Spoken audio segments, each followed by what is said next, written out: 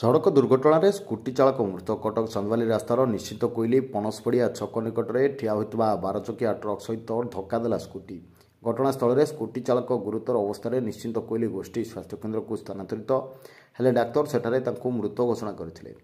घटनार प्रकाश ट्रकटी निज बाम पार्श्व छेड़ा होता बेले पछपटू स्कूटी धक्का दे भीतर को पशि जाइतिला। पुलिस खबर पाई घटनास्थल में पहुंची ट्रक सह भांगी रुजी जाइतिबा स्कूटी को जबत करी थाना को आनिथिबा बेले तदंत जारी रखिछि।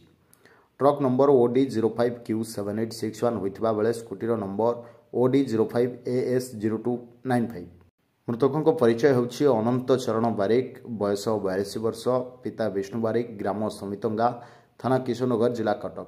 चांदवाली आड़ू कटक आड़ को आसुथिबा बेले कटक चांदवाली रास्तार निश्चिंत कोइली पणसपड़िया छक निकट छेड़ा होइतिबा 12 चकिया ट्रक सहित धक्का देइथिला स्कूटी। घटनास्थल में स्कूटी चालक गुरुतर अवस्था निश्चिंत कोइली गोष्ठी स्वास्थ्य केन्द्र को स्थानांतरित कर डाक्तर सेठारे मृत घोषणा कर।